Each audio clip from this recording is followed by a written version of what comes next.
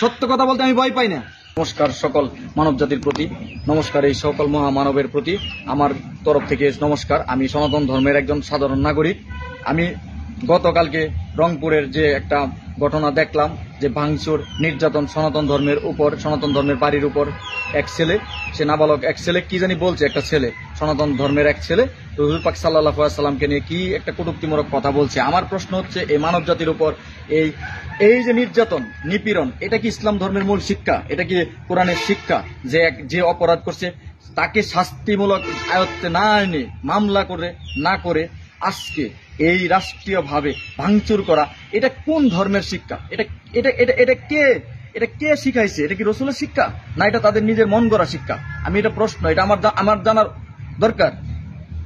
আজকে এই সনাতন ধর্মের মানুষের উপর এত নির্যাতন নিপীড়ন করতেছে, এটার জবাব আমি চাই, আমি রাষ্ট্রের কাছে চাই।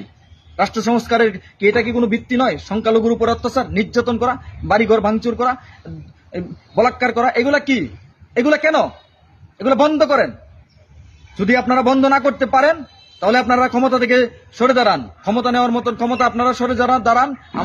আমাদের নেতা আছেন, আমি হেজবুত তৌহিদ করি, প্রকাশ্যে বলতেছি আমি হেজবুত তৌহিদ করি, আমাদের হাতে, আমাদের মাননীয় ইমামের হাতে ক্ষমতা ছেড়ে দিন।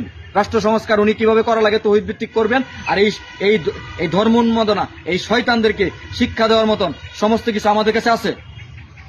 আজকে ধর্মের নামে ভাঙচুর, লুটপাট, নির্যাতন যে পরিমাণ শুরু হয়েছে, এগুলো বন্ধ করেন।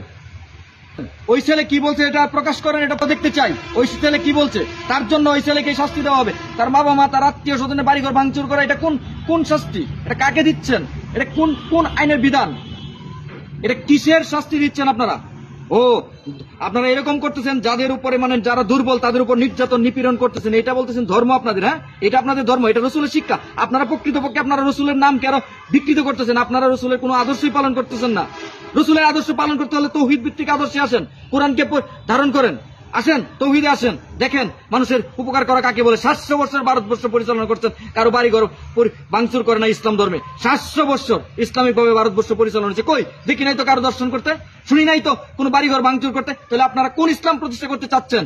আজকে আপনারা কোন ধর্মের অনুসারী?